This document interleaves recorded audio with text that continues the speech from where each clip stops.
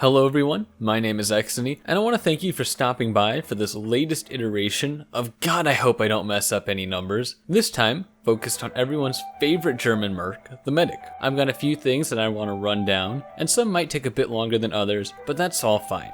So sit back and enjoy. Let's hit it off with something easy. How fast can you build a single Uber? Well, if we look across our wide spread of mediguns, we'll see that the quickest building is the Vaccinator, taking 24 seconds to build up its 4 charges, each taking 6 seconds each. The Kritzkrieg takes 32 seconds to get its charges, while the Quick Fix takes 36 seconds, and the Medigun takes 40, the longest out of all the medic's tools. But what if I told you there was a quicker way, and it didn't even involve healing with a Medigun? That's right, the Uber Saw exists. In just under 4 seconds, we can get out our 4 swipes and switch to our Medigun to deploy the charge, which means this is faster than building even a single Vaccinator charge, and in theory, you could build at least 6 Ubers with the Uber Saw in the time it takes to build all 4 of the Vaccinator's charges. Now let's get on to the fun stuff. How long can we spend building a single Uber charge? Now the first thing we're going to want to note is that healing a target that's above 142.5% of their max health doubles the time that it takes to build an Uber. And to pick out our longest building base medigun, we're going to be sticking with the stock, which takes 80 seconds to build a single Uber when healing an overhealed target. So with that as our baseline, let's keep moving. The next thing to note is that Ubercharge build time is affected by the number of healing sources that your patient is benefiting from. This could mean another medic, a payload cart, or even a dispenser. So if we were to add one more medic healing our patient, our 80-second build time becomes 160 seconds, or 2 minutes and 40 seconds. Now this scales linearly with each source that we add. One more source added triples our original time, and so forth and so on. Now if we look at our average 12-man team, we can have a target benefit from you, 10 other medics, and a payload as well,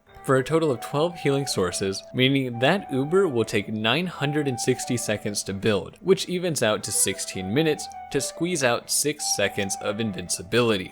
Pretty cool, right? But we can go further. If our target is, say, a spy, they can benefit from the other team's medics as well as our own, adding another 12 sources of healing to our stack, bringing us up to 24 sources. This means our Uber build time will be doubled to 32 minutes even. That's some real efficiency if you ask me.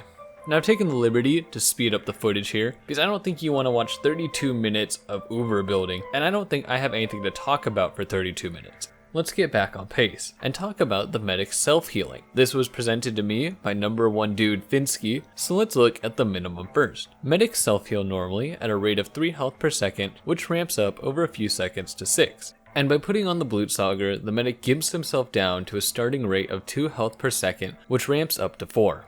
But on the more interesting side of this, let's look at the highest rate a medic can patch himself up at. Starting from our base, we can throw on the Amputator, which, while active, does not change our starting rate of regeneration from 3, but increases our maximum rate of regeneration up to 9. But what else do we have in our bag? Well, there's a little known mechanic that medics self-heal faster while healing teammates who are below their maximum health. How much? Well, it seems that this healing does not ramp up or down based on how hurt your patient is, but instead doubles the medic's self-heal regardless of if your scout is at 1 or 124 health. Now, unfortunately, it's impossible to combine these two buffs, as the Amputator has to be your active weapon to gain its increase to passive healing, and the Amputator taunt cannot activate the healing low health teammates effect. So the fastest a medic can heal himself at is from 6 to 12 health per second while healing low health teammates. So remember that helping out those injured teammates can save you if you're in a tough spot. Or you could be a bit selfish, pull out the Blutsauger, which if you hit all your shots, heals you at 30 health per second, combined with maximum health regeneration with the Blutsauger for 34 health per second. But let it be known, I do not endorse the selfish medic style of play. And just like that, we're on our final topic, and we're going to discuss the maximum and minimum healing that you can pump out, which, like the other maximums, is pretty easy. We just have to look to our good friend the Quick Fix and pair it up with crit heals. For those of you unaware, crit heals simply refers to healing you receive ramping up the longer you stay out of combat, and after 15 seconds, triples the amount of healing you receive. So if we look at our Quick Fix Uber, which normally heals at a rate of 100.8 health per second, crit heals increases it to 302.4 per second. Now that's a lot of healing.